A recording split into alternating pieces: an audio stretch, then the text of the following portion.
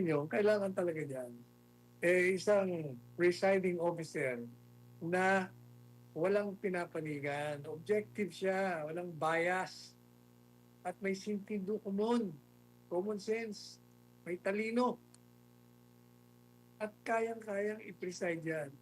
Araw na ito ay tatalakay natin itong inyo pong column na pinamagataang Senate President as Presiding Officer of Impeachment Court. So, babasahin po natin yung unang mga paragraph, attorney. Sige. Following the resolution of the disgusting and partisan Senate impasse, a ticklish, if not thorny, issue of who will preside over the impeachment trial of Vice President Sara Duterte threatens to create another schism in the Senate sitting as an impeachment court.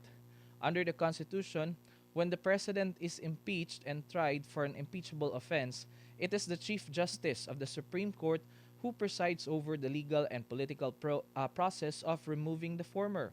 The Constitution is silent, however, as to who will preside over the impeachment trial when the Vice President and other impeachable officers are charged.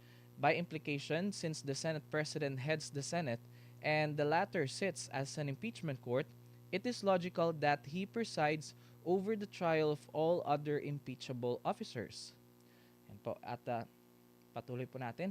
Prior to the amendment of the Senate rules, the Senate President was designated as the presiding senator judge, and in previous impeachment trials of other impeachable officers, the Senate President presided over them.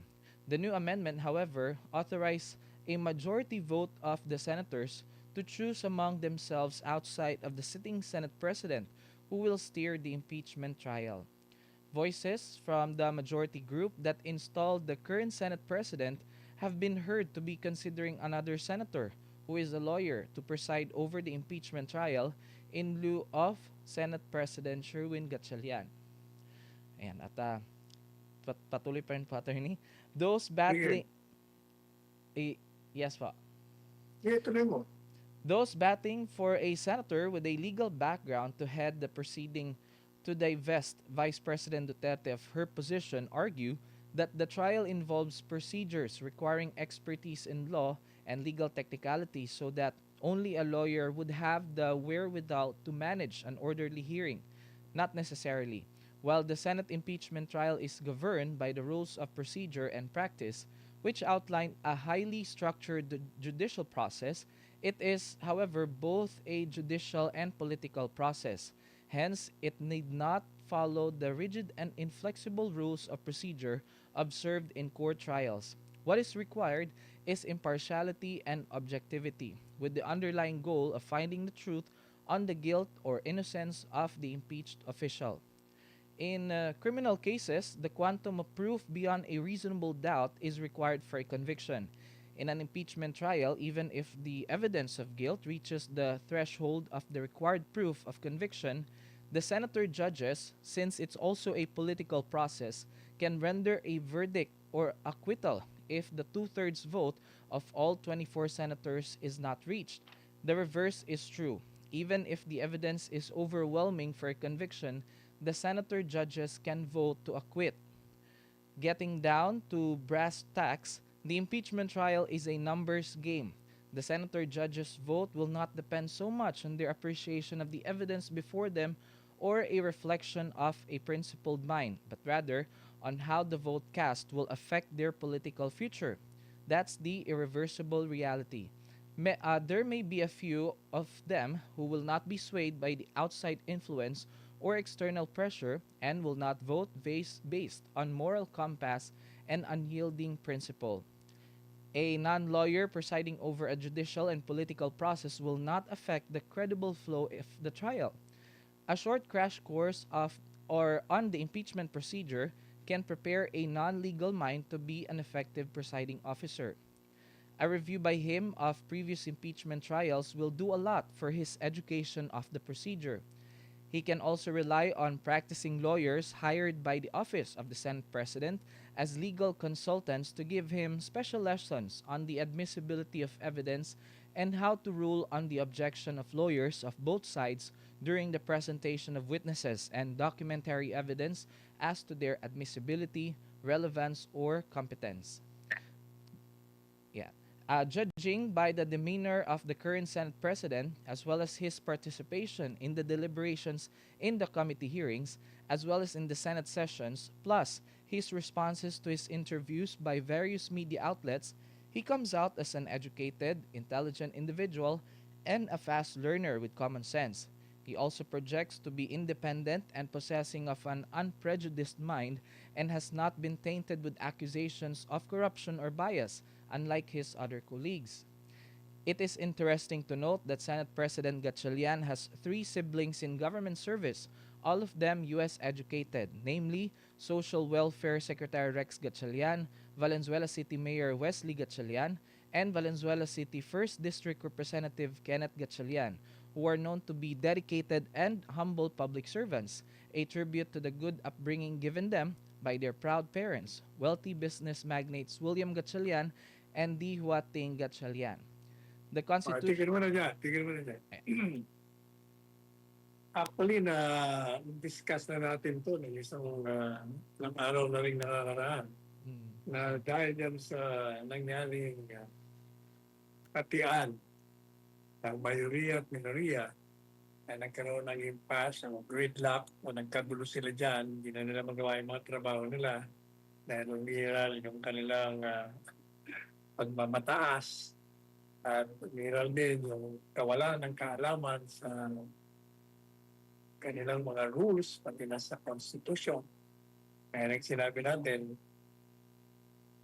yung paglabas ni Senador Bato ay nagkaroon ng balasahan sa Senado, nagkaroon ng palitan ng liderato sa Senado. And at the same time, naging dahilan din upang itong gobyerno makialam at gustong arrestuin naman itong si Bato na questionable. Pero madalit sabi, nung umalis si Senador Bato, nagkaroon na naman ng girian dyan. Yung at the time majority ay gustong amyendahan ng rules sapagkat gusto nilang ang mga miyembro ay makapartisipa kahit na wala dyan at online pwede.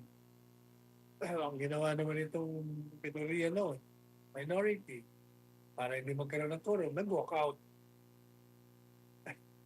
Eh, sabi nga natin, yung walk out, yun gawa lang ng mga bata yun. Hindi lamang gawa ng mga bata, yun ay pagtalikod sa kanilang mga tungkulin bilang mga senador. Eh, ito naman presidente noon, pwede naman ipa-arresto ang isa o dalawa para magkaroon ng quorum. Hindi naman niya ginawa. Ang ginawa nila, ginantihan nila ng boycott na mali rin.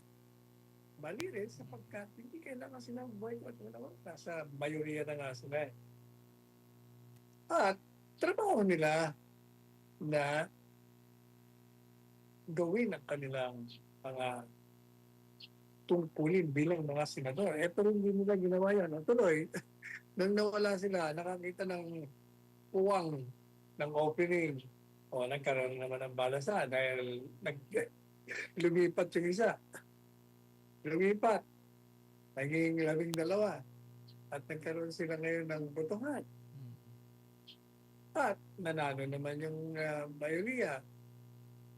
Pero questionable na rin dahil 12 lang. Pero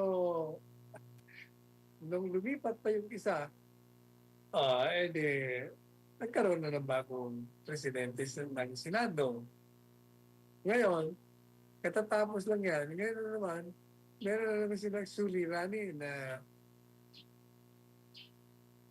pilit nilang tutuldukan ito sapagkat hindi na naman nila maintindihan kung anong gagawin nila sapagkat sa ating saligang batas,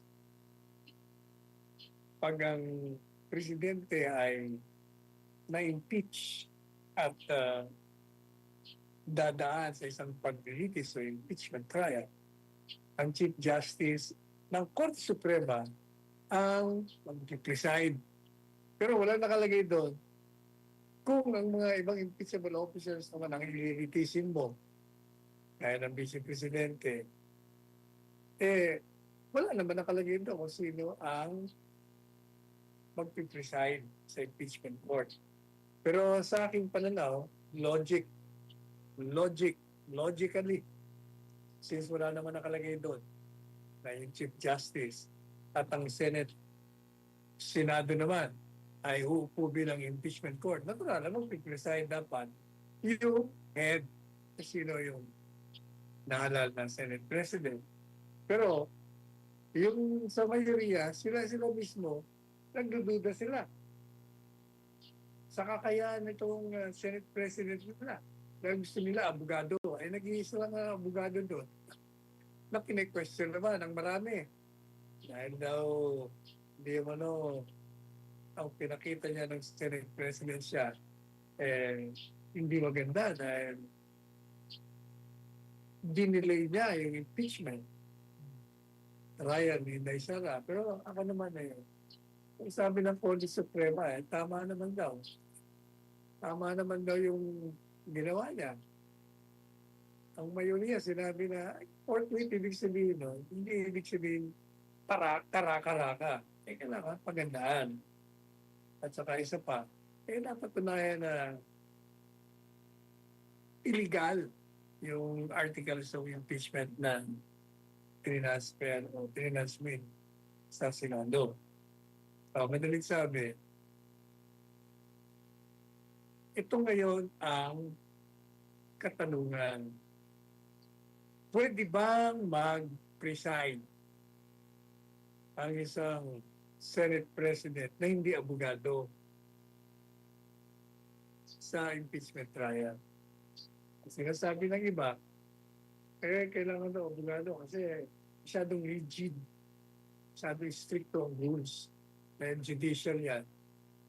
Kailangan, susundin mo yung rules of court, yung mga reglamento ron, yung rules on evidence, rules on competency, at kung ano-ano pa. Ang pananaw ko po dyan, hindi kailangan abogado. Kasi, hindi lang naman ito judicial process na tinatawag. Ito yung political process din. Kaya ibig sabihin, yung mga struktura na napaka-higpit ay hindi yung kailangan pairalin. Ang mahalaga, yung sa impeachment trial, lumabas ang katotohanan kung may kasalanan o walang kasalanan ang akusado. Yan ang mahalaga dyan. At ang kailangan mo dyan na nagpipreside, hindi kailangan abogado. Sapagkat yan namang mga procedure, pwede namang pag-aralan yan. Crash course lang ang kailangan yan. Isa pa, yan namang lahat sila dyan, halos para pareho sila, nag-preside sila yan sa Senate session.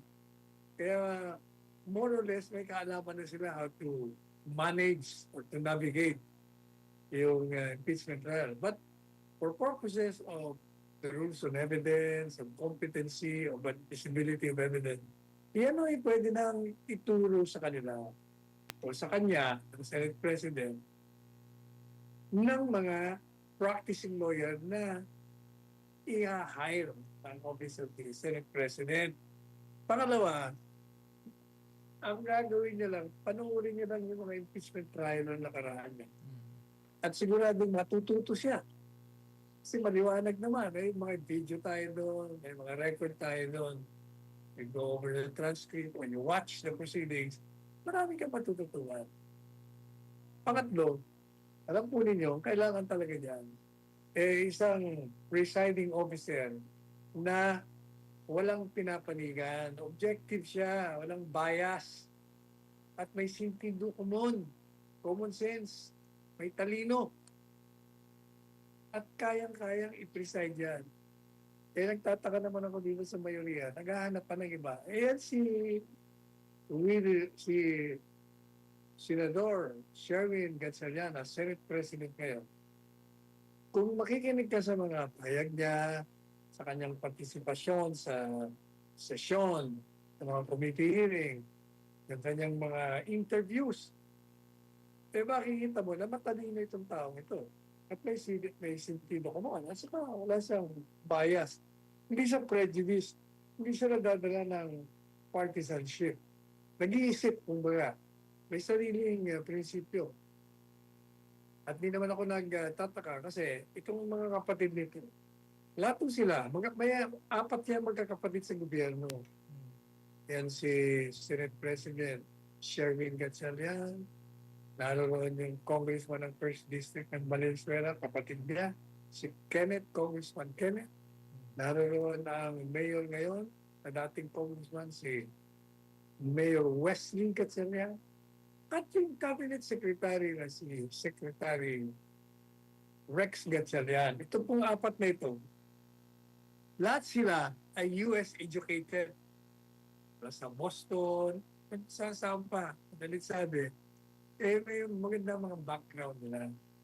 At saka, ang mahalaga sa akin, itong apat na itong anak ni William Gatchalian, di King Gatchalian. Mukhang maganda ang pagpapalaki sa kanila kasi hindi sila mayayabang, hindi sila mga tipong self-entitled, considering na mga ang pamilya nila bilyon-bilyon ang kanilang ari-arian. Madaling sabi, bilyonary pamilya to, pero hindi ka makikita ng yabang sa mga anak nito. Maganda ang palakad sa kanila.